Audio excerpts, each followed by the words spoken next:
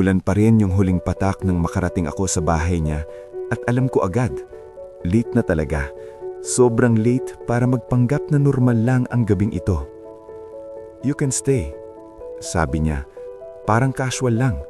Pero ramdam ko sa boses niya, hindi siya nagsisinungaling. Tahimik lang sa loob, malambot ang ilaw, mainit ang hangin, at may katahimikan na mabigat sa paraang nakaka-comfort.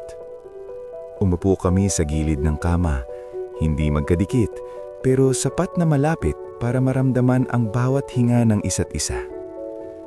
"I've been wanting to say something," bulong niya.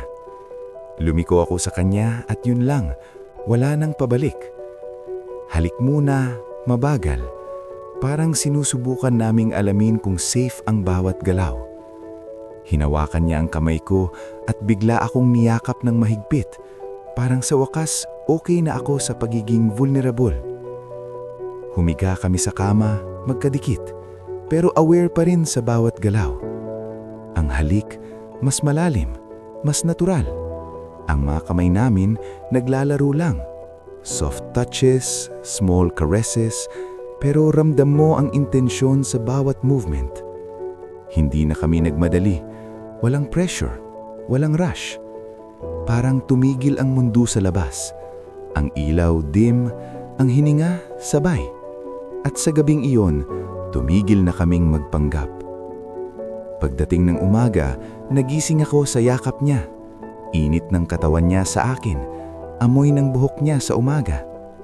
Tahimik lang pero ramdam ang closeness. Walang paliwanag, walang regrets. Langit ang ganitong simpleng lambing, hindi kailangan ng salita. May mga pagmamahal na hindi mo mararamdaman kung hindi ka magpapakatotoo, kung hindi ka bababa ng depensa mo. Dumarating ito sa mga gabing handa ka ng manatili at hayaang yakapin ka ng tunay na lambing.